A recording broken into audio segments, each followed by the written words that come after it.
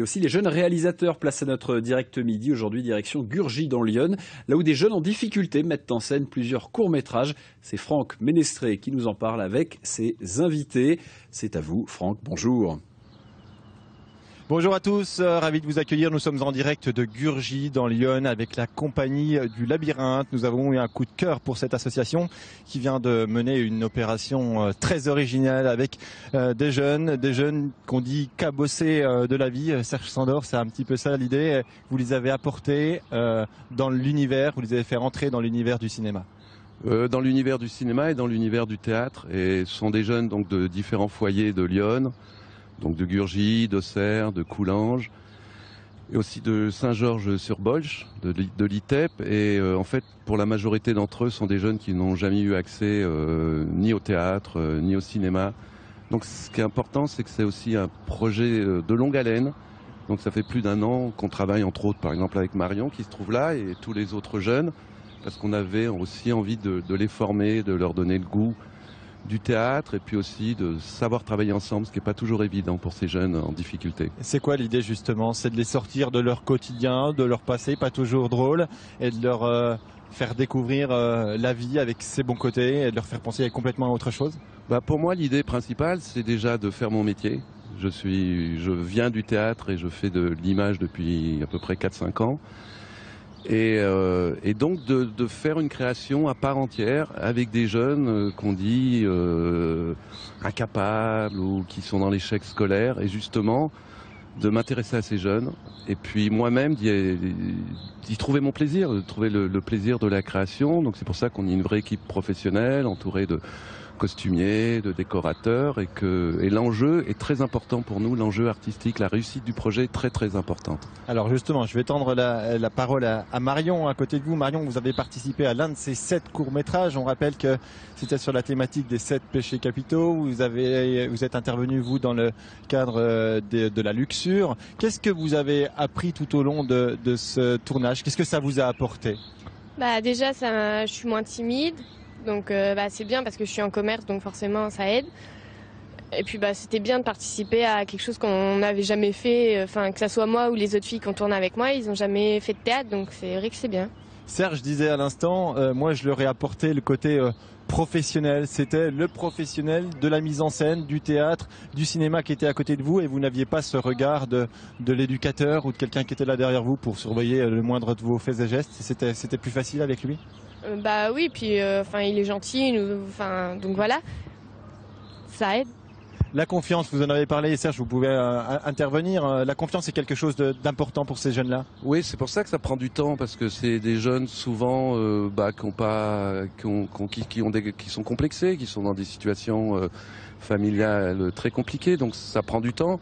Et c'est pas seulement le fait d'être gentil, je pense que c'est aussi le théâtre, c'est un art très très ludique, que je crois qu'on peut partager avec tout le monde, et chacun peut s'exprimer. Donc Marion, effectivement, avec tout le groupe, pour moi, je l'ai vu évoluer, c'était assez extraordinaire, parce que c'est pas les mêmes filles que je connais d'il y a 1 an, quoi. Vincent Thomas, en bout de table, vous êtes le directeur de la maison d'enfants à caractère social ici à Gurgy. Ce que dit Serge à l'instant, ils ont évolué, ils ont changé. C'est aussi le but recherché quand une structure comme la vôtre se lance dans un projet comme celui-là.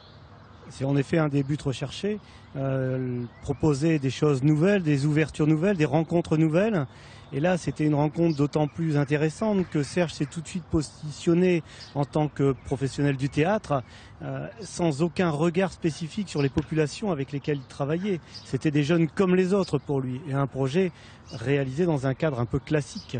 Et pour nous, ça a été une jolie rencontre avec une réussite pour chacun des jeunes qui y a participé. Le théâtre, c'est important. Théâtre, mise en scène, être devant une caméra, c'est quand même pas facile. On touche là à l'intimité aussi des jeunes qu'on met en scène. Ça, c'est difficile de leur permettre d'extérioriser des choses qu'ils peuvent avoir au plus profond d'eux. Au début, on lâche tout. Au début, on leur permet tout. Je leur ai dit, le théâtre, c'est un lieu de liberté, c'est un lieu où il n'y a pas de tabou.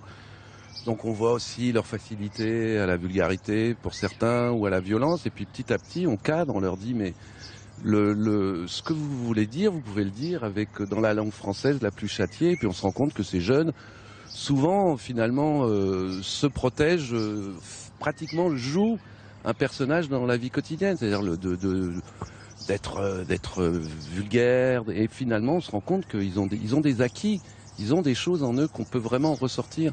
Et c'est pour ça que c'est assez passionnant, parce que avec le temps, on se retrouve avec des jeunes comme dans un atelier de théâtre, disons semi-professionnel, ou un vrai bel atelier de théâtre. Les gens qui venaient aux répétitions ne pouvaient pas imaginer que ces jeunes venaient de foyer. C'était impossible, parce qu'on était dans une situation d'atelier de théâtre vraiment comme on en trouve à Paris ou ailleurs. Je voudrais bien entendre Marion sur son meilleur souvenir. Ça a duré 1 an, cette phase de travail. Votre meilleur souvenir dans ce tournage, dans ce projet? Le tournage à Paris. Parce que c'est la fin de tout ce qu'on a vécu. Après ça a recommencé, mais voilà, c'était vraiment bien là-bas. Est-ce que là vous vous êtes senti vraiment exister, être devant la caméra, être apprécié, le regard des autres, tout ça, ça a changé sur vous? Oui, voilà. Une vraie fierté. Vous êtes fier aujourd'hui de ce que vous avez fait? Oui. Pourquoi? Parce que je pensais jamais arriver jusqu'au bout. Et puis là, c'est fini, on voit le film et c'est vraiment... D'un sens, côté fier d'eux, c'est important. Et puis cette notion d'être allé jusqu'au bout. On a quand même, nous, des populations qui ont rarement l'occasion d'aller jusqu'au bout. Quel que soit leur projet, scolaire, sportif, il y a toujours un échec. Et là, c'est aussi la force de Serge, c'est d'avoir su nous emmener jusqu'au bout, jusqu'à la réalisation et jusqu'à un objet final superbe. Donc, vous parliez de la reconnaissance de ce qu'ils y avaient trouvé. Moi, je pense que dans les yeux du public, on l'a entendu dans beaucoup de discours, ils trouvent reconnaissance et existence, reconstruction d'une image de soi. Merci à tous les 3 pour votre témoignage. Je rappelle que les 7 péchés capitaux, les 7 courts-métrages seront diffusés très prochainement sur les antennes de France 3 Est de la France. Et puis demain soir, ici à Gurgy, avec plein d'animations, notamment des scènes de théâtre chez les différents commerçants du village. Tout de suite, la suite du journal en studio. Merci Franck, et ça manque pas d'air se poursuit sur notre site internet bourgogne.france3.fr. Avant de se quitter,